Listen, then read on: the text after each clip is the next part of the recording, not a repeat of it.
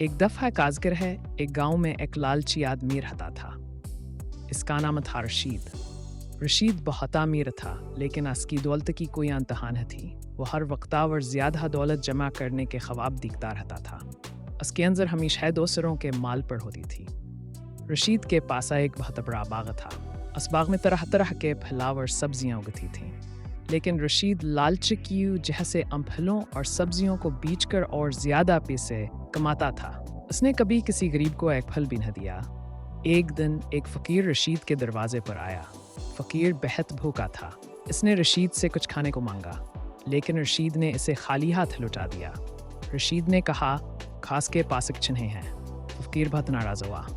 इसने रशीद से कहा कि तुम बहुत लालची हो, तुम्हारी दौलत तुम्हें कभी खुशी नहीं देगी। एक दिन तुम्हें अपनी लालच की सज़ा मिलेगी। रशीद ने फ़कीर की बातों पर कोई तवज्जो न दी। वो हंसता रहा और फ़कीर को भगा दिया। कुछ दिन बाद रशीद के बाग में एक अजीब आफत आई। सारे फलावर सब्जियां खराब हो गईं।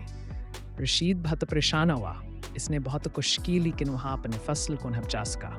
रशीद बिल्कुल कंगाल हो गया। इसके पास खाने को कुछ भी न था। वह बहुत भूखा था। इसे फ़कीर की बातें याद आईं। इसे समझाए कि लालच एक बहुत बड़ा अजाब है। रशीद ने फैसला किया कि वह कभी लालच नहीं करेगा। इसने लोगों की मदद करना शुरू कर दिया। इसने अपना बाकी माल गरीबों में बांट दिया। रशीद अब खुश था। इसने समझ लिया था हासिल खुशी दौलत में नहीं, बल्कि दूसरों की मदद करने में है। नतीजा, लालच एक बुरी बला है। लालच इंसान को कभी खुश नहीं रहने